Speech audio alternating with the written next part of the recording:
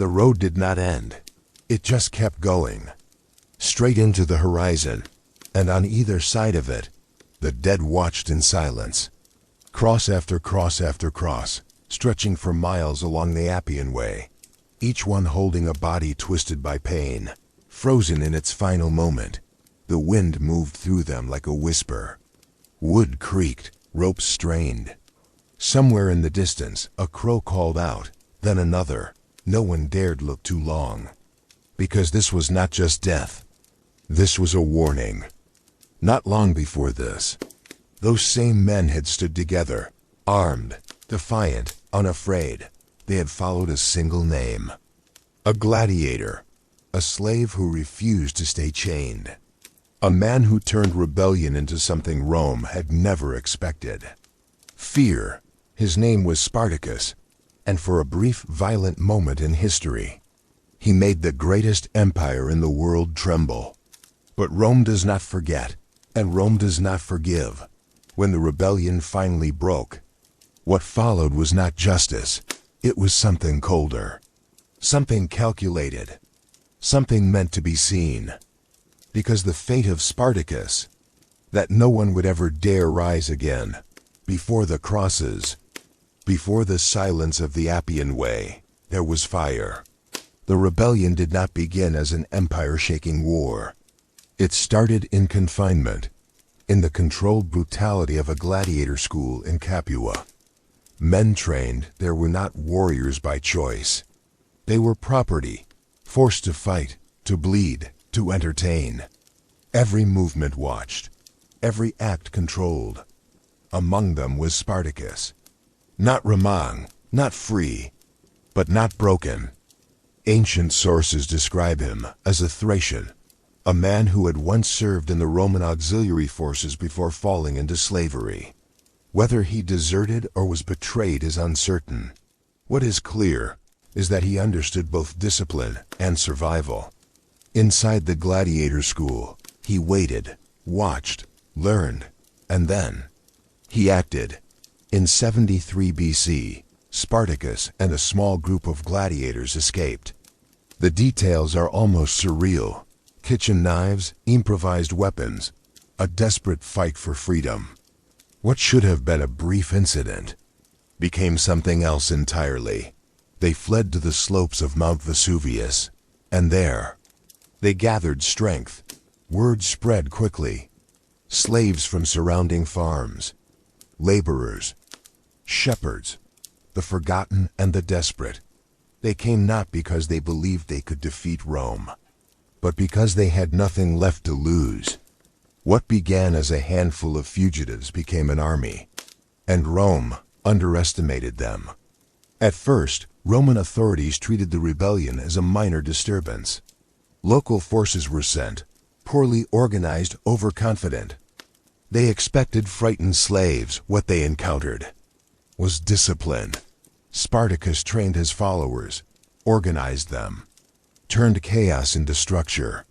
When Roman forces attempted to trap them on Vesuvius, Spartacus did something unexpected.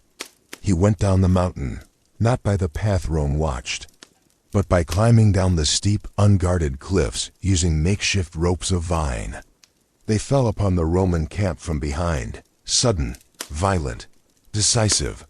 Rome had made a mistake, and now it was paying for it. Victory followed victory. Roman forces sent to contain the rebellion were defeated. Weapons were captured, supplies taken. The army of Spartacus grew larger, stronger, more confident, for the first time. Slaves were not running, they were winning. But success created its own danger. With each victory, the rebellion became more visible, more threatening, more impossible to ignore. What had once been dismissed as an uprising was now a full-scale war, and Rome began to respond accordingly. The Senate turned to a man known for discipline and ruthlessness, Marcus Licinius Crassus. Crassus was not chosen by accident. He was wealthy, ambitious, and determined to restore order at any cost. When he took command, he did something that shocked even Roman sensibilities. He punished his own men, decimation. a practice where 1 in every 10 soldiers was executed, chosen by lot, killed by their own comrades. It was not just punishment, it was terror. And it worked. His army hardened. Fear replaced hesitation. Crassus pursued Spartacus relentlessly, forcing the rebel army south into the Italian peninsula. At one point, Spartacus attempted to escape across the sea, reportedly negotiating with pirates to transport his forces. The deal failed, whether through betrayal or misfortune. The ships never came. They were trapped, and Rome was closing in. The final confrontation came in 71 BC. There is no single clear account of the battle, but what is known is that it was brutal, desperate, close. Spartacus is said to have fought at the front, not behind his men. Some accounts claim he killed multiple Roman soldiers as he pushed toward Crassus himself, not to escape, but to end the war by striking its leader. He never reached him. Somewhere in that chaos, Spartacus disappeared. No body was ever found. No grave, no final moment recorded with certainty, only silence. And speculation. Did he fall in battle? Was his body lost among thousands, or was he erased intentionally, to deny him even the dignity of remembrance? Rome never gave an answer, but the fate of his army was unmistakable. Captured, broken, defeated, and what came next was not simply execution. It was something designed to echo through time. The battle was over, but the message had not yet been delivered. In the aftermath of Spartacus' defeat, the fields of southern Italy were no longer battlefields. They became places of sorting, the living separated from the dead, the wounded dragged aside, the captured bound together under watchful eyes. Thousands remained, not soldiers in the Roman sense. Proof that slaves could rise, that they could organize, that they could fight and win, even if only for a time. And Rome could not allow that proof to survive. Crassus understood this.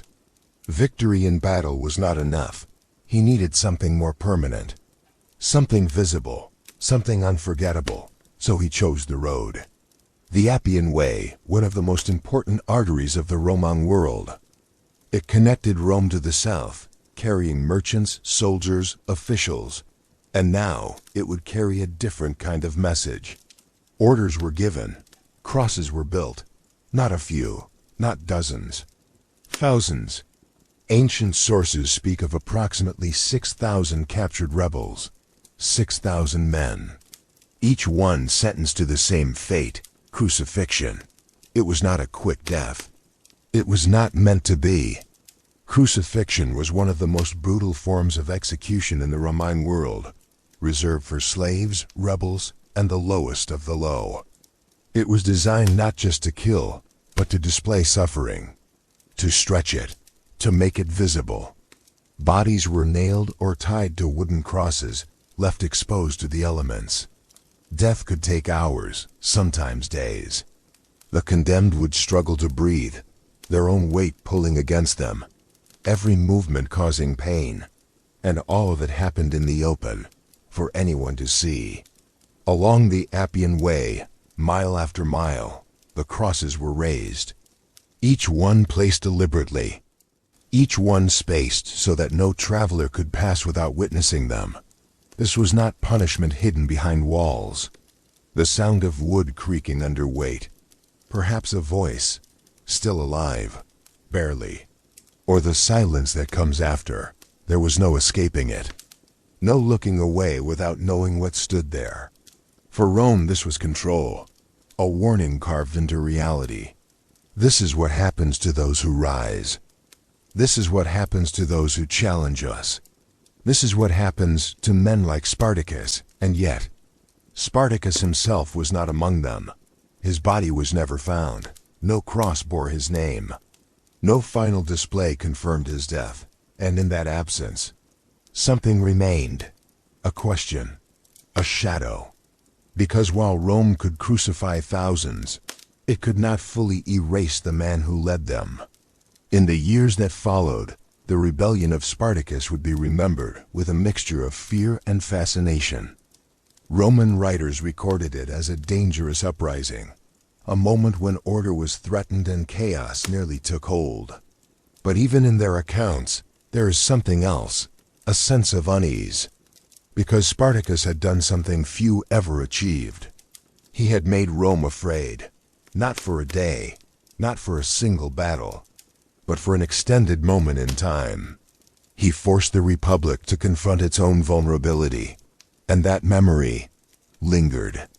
The crucifixions along the Appian Way were meant to end that memory, to replace it with something stronger, something final. Fear has a way of changing shape. What begins as terror can become legend. Travelers who passed those crosses would remember them, not just the suffering, but the scale, the fact that so many had risen together, that they had fought, that they had almost escaped the system that bound them.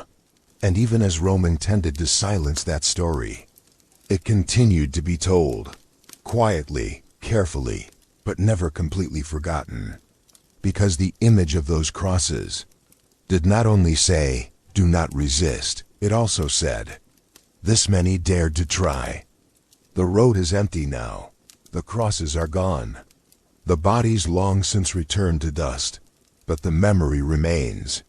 The execution of Spartacus' followers was not just an act of punishment.